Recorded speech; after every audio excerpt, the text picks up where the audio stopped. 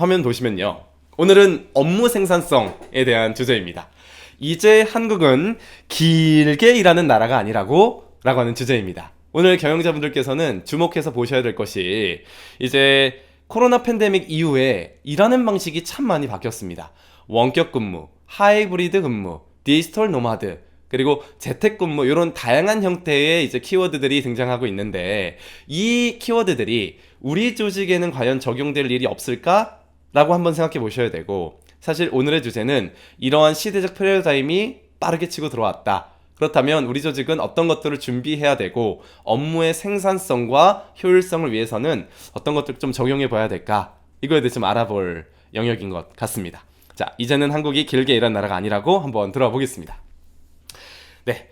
첫 번째, 한국 근로시간이 17.3% 감소했다고 합니다. 이게 무슨 일이야? 우리 여전히 열심히 일하고 있는데. 근데 오늘 사실 자료를 보시면 근로시간이 대폭 감소했습니다. 우리는 이런 감소한 시기 속에서도 어떻게 하면 업무의 생산성과 효율성을 늘릴 수 있는지 여기에 이제 포커스를 맞춰야 됩니다. 팬데믹 이후에 다양한 근무 형태에 대해서 오늘 좀 말씀드릴 거고요. 그 중에 우리가 집중해야 될 것은 전문성과 팀워크 이 두 가지 한번 집중해 보겠습니다. 네, 여러분 보시면 2001년도 머니투데이의 자료입니다. 2001년도를 보시면 OECD 평균 40.9시간을 이제 일해 왔다고 합니다. OECD 평균 근로자들의 근로 시간이 주간 40.9시간이었다면 우리나라는 50.8시간이었습니다. 평균 이제 10시간 정도를 더 일했다는 건데 21년이 지난 지금 22년도를 보면 OECD 평균 40.7시간에 비하면 우리나라 42시간. 대폭 감소했습니다. 어마어마하게 감소했죠. 42시간 근로제도를 채택하고 있는데 우리나라도 이제 OECD 평균에 근접한 수치로 내려갔습니다. 사실 이제 그럼에도 불구하고 OECD 평균보다는 좀 높습니다. 프랑스, 이게 이제 머니투데이 자료이고요. 프랑스는 보시면 일주일에 38.7시간을 일한다고 합니다. 네, 프랑스 이제 점심 식사로 유명하죠. 3시간 동안 이제 식사하는 문화, 이제 슬로우 푸드를 먹으면서 대화하는 문화, 좀 부럽습니다. 이탈리아 39.4시간, 독일은 39.5시간입니다. 영국은 41.2시간, 미국은 일주일에 41.4시간을 평균으로 일한다. 우리나라는 42시간으로 이제 근로시간이 평균적으로 많이 줄어들었습니다. 이제 기사를 보면요. 이제 주요 7개국 OECD에 관련 통계가 없는 캐나다, 일본을 제외하고 5개국, 프랑스, 이탈리아, 독일, 영국, 미국 이런 국가들 한국의 주당 평균 실 근로시간 증감률을 비교하면 한국이 2001년에서부터 2022년도까지 17.3% 감소하는 동안 나머지 5개국은 사실 0.9%에서 4.6%를 줄어들었다. 임금 근로자뿐 아니라 자영업자까지 포함한 풀타임 취업자의 주당 평균 실 근로시간을 분석한 결과 한국과 OECD 간 격차는 2011년 10.9시간에서 지난해 약 2.5시간으로 줄었다. 라고 합니다. 사실 한국은 2001년도 53.7시간에서 지난해 43.2시간으로 10.4시간 줄어든 반면 OECD 평균은 같은 기간 40.8시간에서 40.8시간으로 2시간 감소했다 라고 합니다. 사실 하상우 경총 경제본부장은 이런 얘기를 했습니다. 우리나라는 여러 요인을 고려하면 이제 근로시간이 OECD 평균과 비교해도 과도하게 길다고 볼 수 없는 수준에 도달했다. 저성장 극복을 위해서는 이제 장시간 근로국가라는 프레임에서 벗어나 근로시간 유연화 등 생산성 제고를 위한 제도 개선을 적극적으로 도모해야 된다 라고 이야기하고 있습니다. 최근에 가짜노동이라는 책이 있습니다. 굉장히 재밌게 본 책인데요. 그 책을 보면 사실 AI 그리고 이런 기술의 개발로 인간이 낼 수 있는 생산성과 효율성은 이미 대폭 감소했다라는 이야기가 있습니다. 꽤나 인사이트 있고 꽤나 공감한 내용입니다. 사실 어떻게 보면 우리가 하루 동안 일하는 그 시간이 성과를 내는 시간이 점점점 더 줄어들어도 되지 않을까? 명확한 목표와 성과를 집요하게 소통해 나가는 역량만 있다면 주간 42시간이 아니라 예를 들어 뭐 38시간, 36시간 조금씩 더 줄어갈 수 있지 않을까? 라는 또 생각도 해보게 됩니다.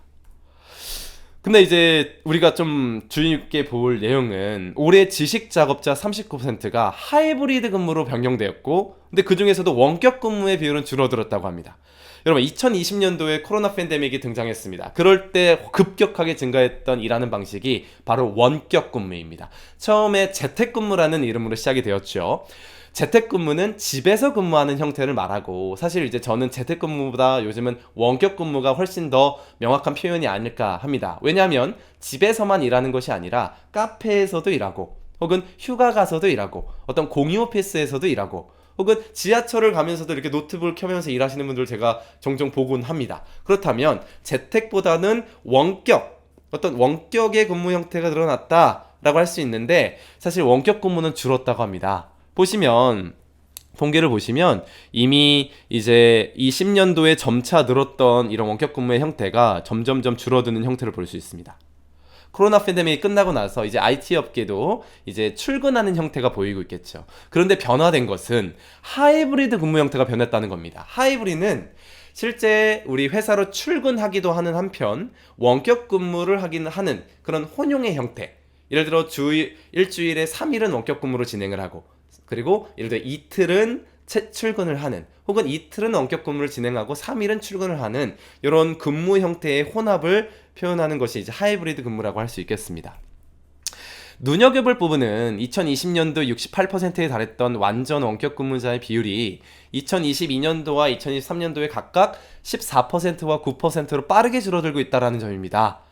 반면 하이브리드 근무자, 이런 혼합형 근무자는 2020년도 12%에서 2022년도, 2023년도 각각 37%와 39%로 증가하고 있는 상황이다. 사실 이제 이런 걸 보면 각 조직 그리고 기업에서는 근무자의 일하는 방식에 대해서에 대한 논의가 증가했고, 꼭 이제 출근해서 생산성을 뽑기보다는 각 직무별 속성에 따라 근무 환경과 근무 공간과 근무 시간에 대한 논의들이 증가했다라는 것들을 우리가 좀 유추해 볼 수 있습니다. 이러한 변화에 대응하기 위해서 인간 중심의 설계, 가상 작업 공간의 만남이 필요하다라고 이제 가트너는 얘기하고 있죠. 인간 중심 디자인에는 새로운 원칙과 규범 및 사고가 필요하고, 성공적인 가상 작업 공간은 지리적 위치와 관계없이, 공간에 상관없이 직원을 고용하고 하나로 모으는 능력으로 향상했다라는 것으로 보고 있습니다. 이제 하이브리드 근무는 어떻게 보면 조직 문화적 측면으로도 확장해 가고 있다라고도 얘기할 수 있습니다. 그러면서 이제 또 다양한 근무 형태를 세분화한 자료가 있는데 HR인사이트에서 가져왔습니다. 네, 총 6개의 근무 형태가 발표됐는데 꽤나 인사이트가 있었습니다. 첫 번째, 팀 데스크 워커. 일주일에 3회 이상은 회사에 출근하여 팀존에서 업무하는 직원. 이제 이런 것들을 의미하고요. 두 번째, allocated desk worker. 직무 특성상 지정된 책상이 필요한 직원들이 또 있습니다. 네, 지정된 책상 안에서 꼭 근무를 해야 되는 직원들이 있을 수 있죠.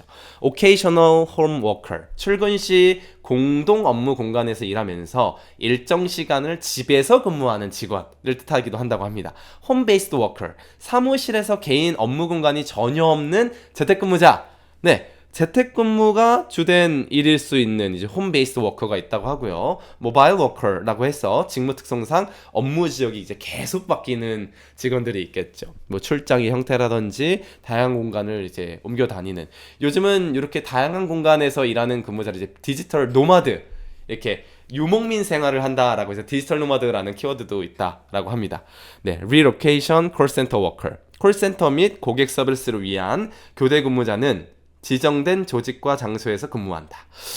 여러분, 이런 유형 세분화를 보면 사실은 우리가 직무별 속성이 다양하다라는 형태를 알아차릴 수 있습니다. 그리고 점점 다음 세대로 가면 갈수록 하는 일이 창의적이고 혁신적인 일들이 융합된 형태들이 일어나면서 이게 꼭 업무의 형태가 하나로 획일화된 업무 형태가 아닐 수도 있겠다.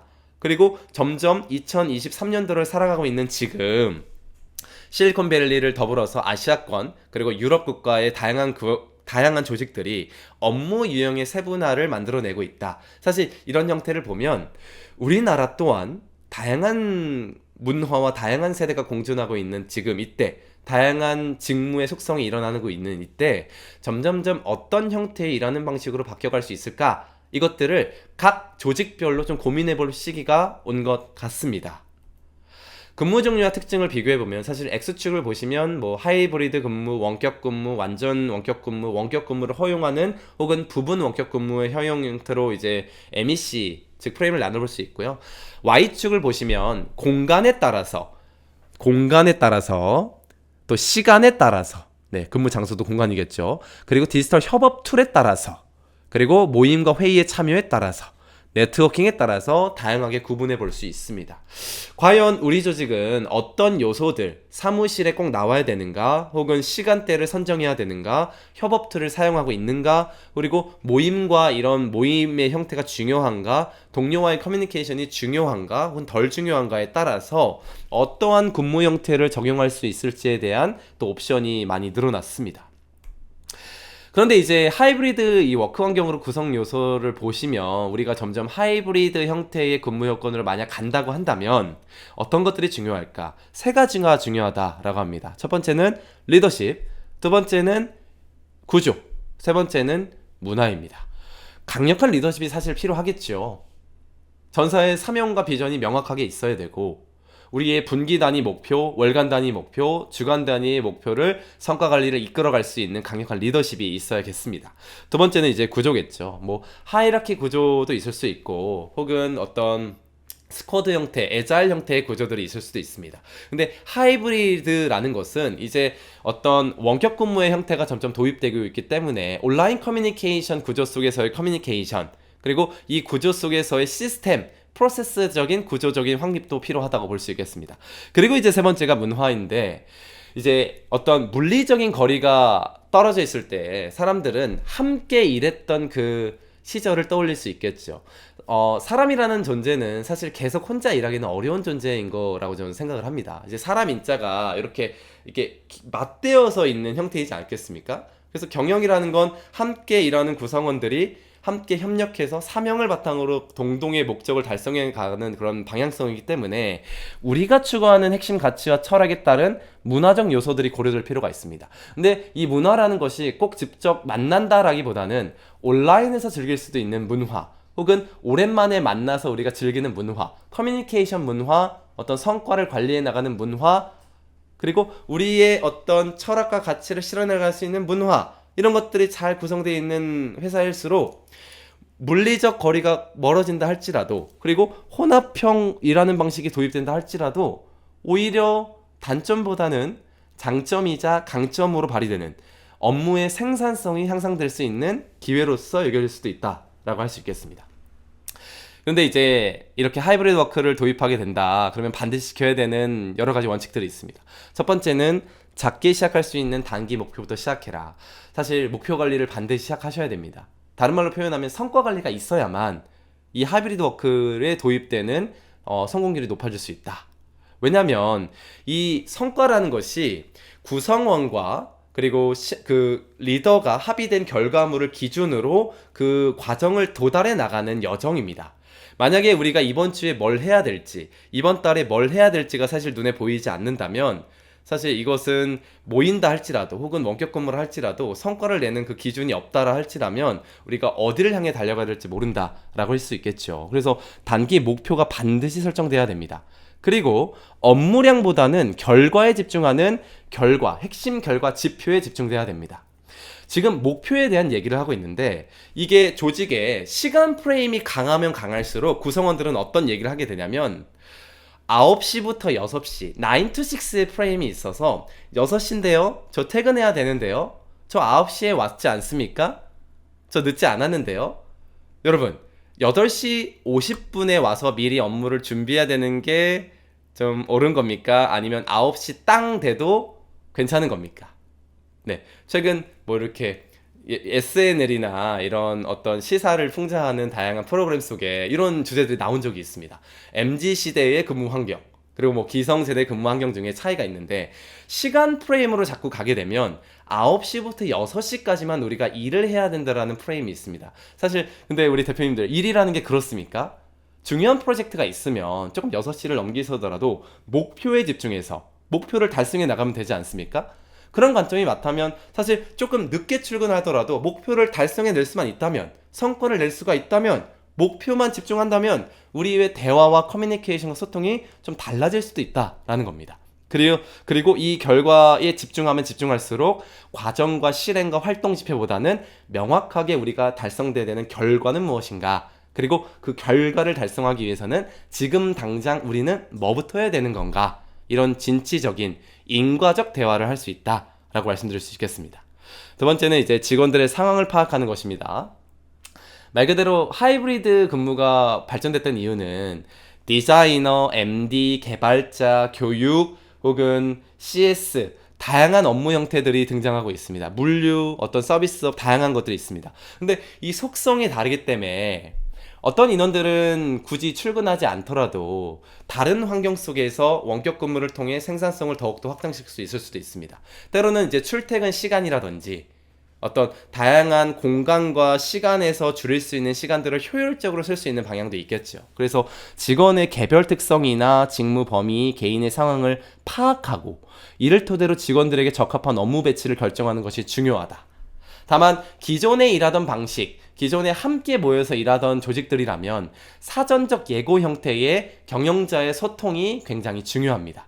이것들이 어떻게 보면 그 조직 문화와 업무 방식의 변화의 시작이기 때문에 만약에 하이브리드 워크로 이제 도입을 시작하는 경영자라면 최소 한 달 전에 하이브리드 워크에 대한 인식과 공감을 구성원들과 하시고 한 달 뒤부터 우리가 하이브리드 워크를 통해 생산성을 향상시키는 방향성을 안내해 주시고 그리고 바로 시작하는 것이 아니라 최소 2주 동안은 예를 들면 우리는 하이브리드 워크를 한번 도입해 보겠습니다. 유연근무제를 도입해 보겠습니다. 혹은 원격 근무를 시행해 보고 2주라는 기간 동안 한번 피드백 해보고 적용해 갑시다 라는 단계를 거쳐 가시기를 좀 추천드리도록 하겠습니다. 그리고 이제 직원들의 의견을 제시할 수 있는 플랫폼 또한 이런 하이브리드, 이런 물리적인 공간이 떨어졌을 때는 중요하겠죠. 협업 툴이나 어떤 그런 온라인 공간 안에서 본인의 의견을 제시한다거나 그리고 자신의 정보를 공유한다거나 축하하고 격려할 수 있는 얘기를 한다거나 그런 얘기들이 참 중요합니다. 또한 경영자의 소통 채널, 타운홀 미팅이라고도 부르죠. 그런 시간 동안 이렇게 오랜만에 함께 모여서 일주일에 한 번 혹은 한 달에 한 번쯤은 우리가 공유해야 되는 핵심 가치나 철학이나 일하는 방식을 공유할 수 있어야 된다라고 할 수 있겠습니다. 그리고 이제 하이브리드 워크가 진행되면 사실 학습을 일상화하셔야 합니다. 조직은 늘 유용한 신기술을 탐색하고 기술 교육을 통해 직원들의 업무 생산성 향상에 어떤 도움이 되는지를 이해시켜야 됩니다. 생산성을 향상시킨다라는 거, 사실 이 생산성이라는 것이 기존에 하던 방식이 아니라 시간이 줄거나 업무의 결과값이 높아지거나 아니면 양이 늘거나 이런 것들을 하려면 기존에 일하는 방식으로는 되지 않습니다. 학습하고 새로운 것들을 도전하고 그러기 위해서는 사실 경영자가 이런 학습에 대한 중요성, 지식에 대한 중요성이 있습니다. 제가 신입사원 때 김경희 대표님에게 감동한 일화가 하나 있는데 제가 열심히 일을 하고 있는데 한 동료가 저에게 어떤 책을 하나 가져오더니 이렇게 얘기하는 겁니다. 에이든, 저희는 영어 이름을 쓰기 때문에 에이든, 로빈께서 에이든 여기 17페이지랑 18페이지 꼭 읽어보고 이번에 진행하고 있는 교육 프로젝트에 꼭 적용해봤으면 좋겠대요. 라는 이야기였습니다. 근데 책을 보니까 제가 그 당시에 진행하고 있던 프로젝트에 관련된 정보와 인사이트와 방향성이 적혀 있었다라는 거죠. 제가 그걸 보면서 뭘 느꼈냐면 와, 대표님이 지금 내 프로젝트에 관심이 있고 이 책을 보면서 나를 떠올리셨구나. 그리고 이 책을 나한테 주면서 내 프로젝트가 잘 되기를 바라시는구나 라는 그런 감동을 얻었습니다. 자, 화면을 다시 보시면요. 경영자는 구성원들에게 학습해라, 공부해라 라는 메시지의 선포뿐만 아니라 그가 그의 일에서 성공할 수 있도록 책을 추천해 준다든지 영상을 추천해 준다든지 교육을 받을 수 있도록 환경을 설계해 준다라는 그러한 기회의 제공과 에너지를 주는 거 굉장히 중요하다고 봅니다. 김경희 대표님은 자주자주 유튜브 링크나 책이나 어떤 책에 대한 구조를 캡처해서 보내주시곤 하는데 저는 이게 업무 간, 팀으로서 신뢰를 구축해 나가는 하나의 강력한 방법이지 않을까라는 생각을 합니다. 그가 그의 일에서 학습하고 성공할 수 있도록 돕는 거. 이게 아주 중요해졌습니다. 그리고 사실 저는 정말 강조하고 싶은 거. 원어원 미팅 확대해야 됩니다. 네, 물리적 거리가 늘어났다. 줌이나 팀즈나 어떤 온라인 매체로 소통해야 되겠죠.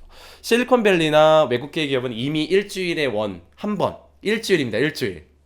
일주일에 한 번 무조건 팀 리더와 팀원이 원어원 미팅 1대1로 만나서 그가 어떤 일을 하고 있는지 또 하고 있는 일에 대해서 나한테 도움을 요청할 일은 무엇이 있는지 리더가 명확하게 제시하는 기대값과 그리고 실무를 담당하는 내가 합의한 그 결과물을 규정하고 그 결과물에 대한 코칭들을 이어가는 시간이 원어원이라는 겁니다.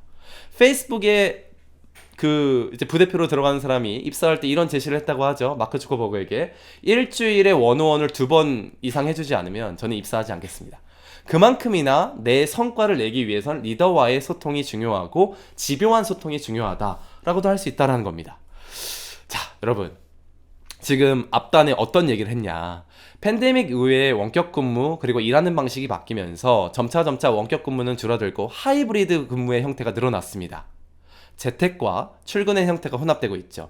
이렇게 다양한 근무 형태가 늘어나고 있는 한편 우리는 뭐에 집중해야 되냐?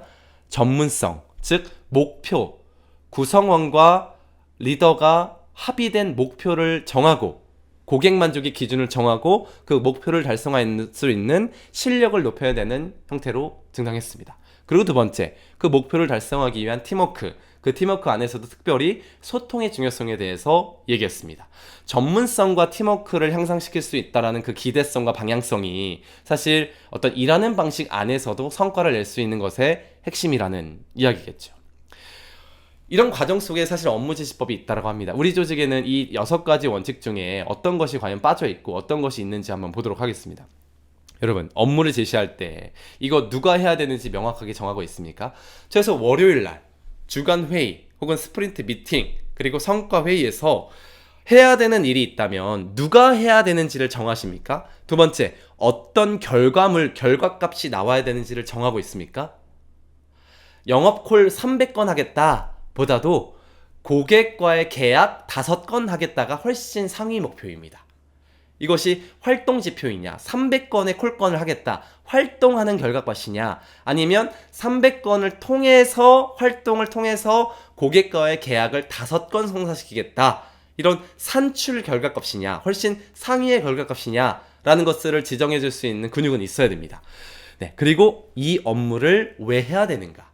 상위의 목표와 상위의 사명과 비전에 얼라인되는 이 목표를 달성하면 우리에게 어떤 이득과 혜택과 효익이 있는가, 고객들은 무엇이 좋아지는가에 대한 맥락에 대한 이유도 설명해 줘야 된다는 거죠. 그리고 마감 기한 중요합니다. 언제까지 해야 되는가, 그리고 어디에서 업무 수행하는 데 활용할 수 있는 자원과 정보를 얻을 수 있는가, 이런 자원과 정보, 원칙들 또한 중요합니다. 그리고 마지막으로 업무를 수행하지 못했을 경우 예상되는 결과는 무엇인가, 임팩트에 대한 예상 결과 혹은 달성됐을 때의 모습들을 측정해 볼 수 있는 6가지 원칙들이 있겠죠.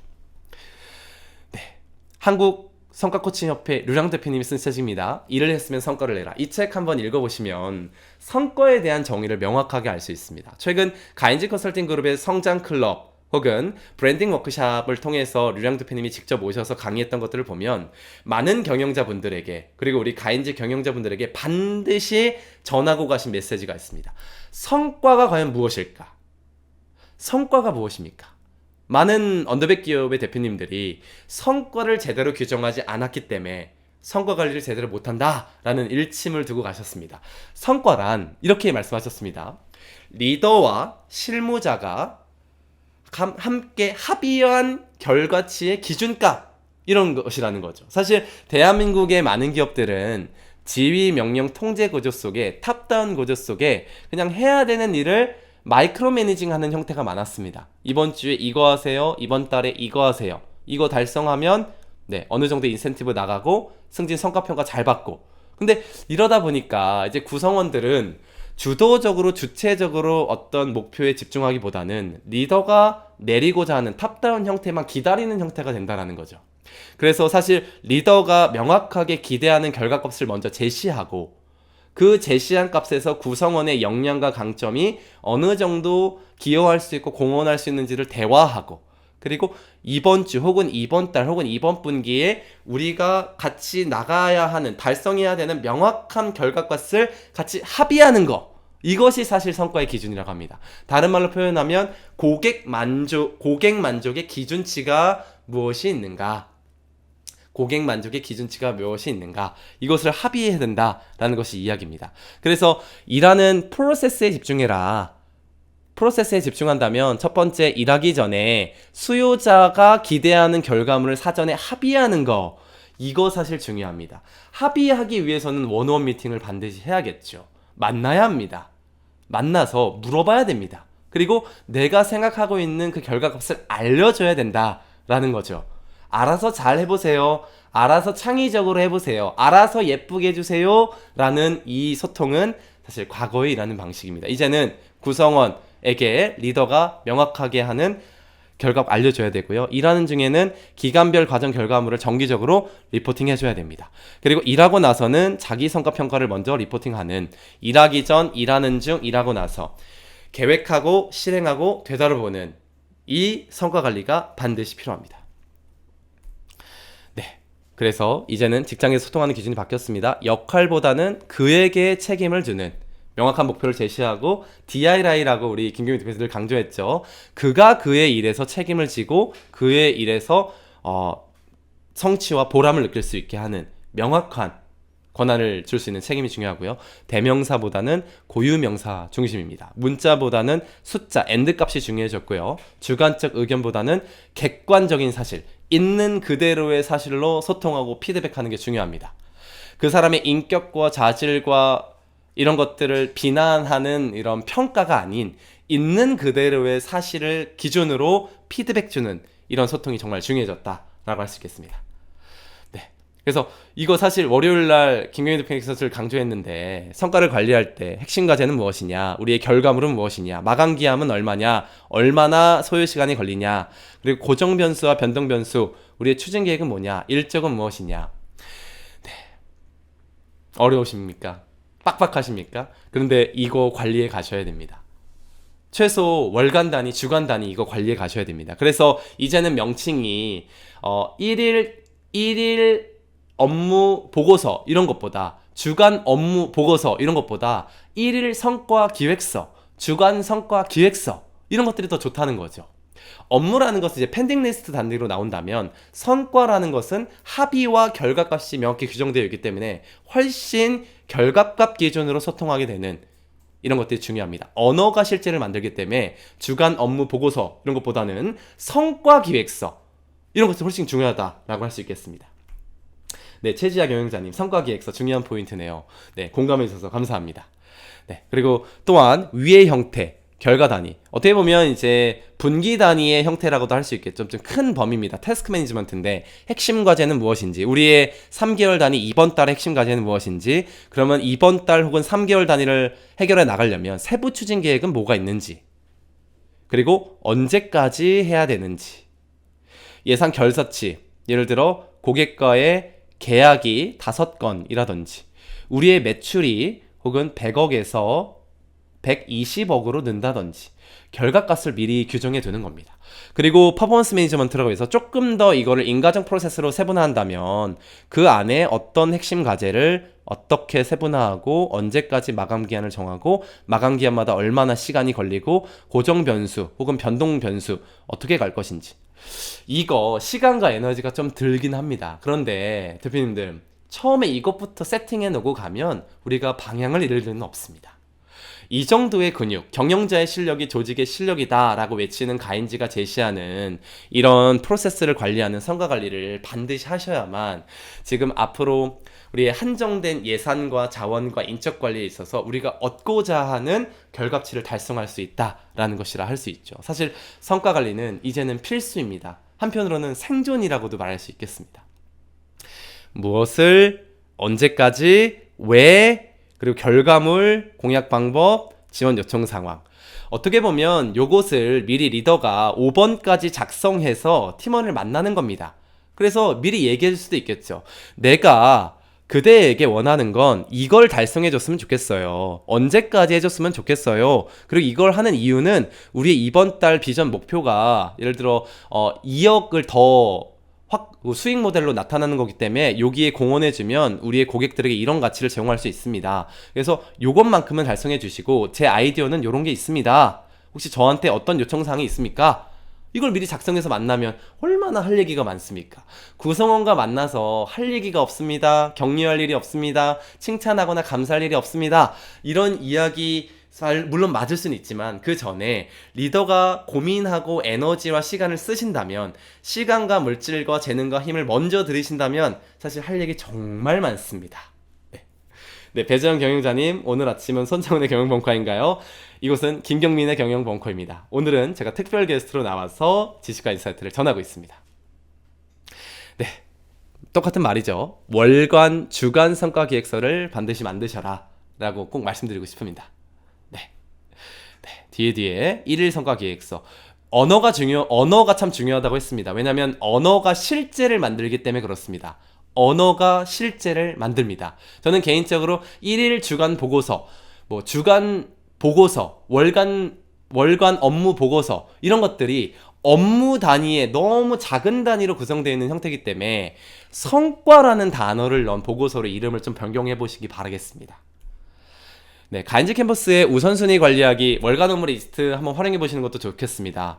이거 보시면 업무라는 것은 사실 무형의 영역이기 때문에 눈에 보이지 않습니다. 그래서 구성원들에게 이런 월간 업무 리스트를 월 초에 한번 작성하게 하는 겁니다. 이번 달에 우리에게 중요한 업무들은 우선순위로 어떤 굵직굵직한 것들이 있을까? 이거 작성하지 않으셔도 되는데 작성하시면 명확하게 시각화가 됩니다. 그리고 이렇게 옆에 붙여놓으시거나 이런 것들을 배경화면으로 설정해 두시면 주관적으로 시각화, 내가 해야 되는 것들이 뭔지를 계속 알 수 있겠죠. 그래서 특성, 몇 회성인가, 루틴인가도 정해보시고요. 간트 차트라고 하죠. 대기 상태인가, 착수 상태인가, 진행 상태인가, 완료 상태인가, 보류 상태인가, 마감일은 언젠가, 또 중요일은 언젠가. 사실 이런 성과 관리할 때 이런 시각화 프레임 정말 중요합니다. 그래서 스프린트 미팅 할 때도 스프린트 대화 모델 쓰기도 하고요. 간트 차트 쓰기도 하고요. 이런 다양한 시각화 프레임을 쓰시면 구성원들과 즐겁게 성과 관리할 수도 있습니다. 네, 가인즈 캠퍼스 들어가 보시면 월간 업무 리스트 예정되어 있습니다. 그래서 여러분, 앞단에 제가 말씀드리는 건 일하는 방식이 바뀌었다. 하이브리드 근무 속에 성과 관리를 반드시 하셔야 된다. 성과 관리 반드시 하시려면 리더와 구성원과의 명확한 합의의 결과값이 있어야 되고, 결과값에 있어서 원어원 코칭을 통해서 집요하게 치열하게 있는 그대로의 사실로 소통하면서 그가 그의 일에 몰입하고 성과를 내면서 보람과 성취를 느낄 수 있도록 발전해 나가셔라.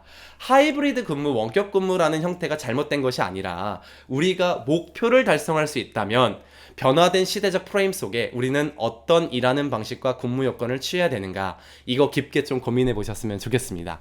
이것이 앞단에 이제 경영벙커에서 전달하는 메시지였고요. 가인즈 TV를 구독하시면 매일 새로운 경영 인사이트를 시청하실 수 있습니다. 여러분 회사에 가인즈 캠퍼스를 도입하시면 전 직원과 함께 영상 강의와 파일 다운로드로 실력을 올려가실 수 있습니다. 비즈니스는 사랑입니다.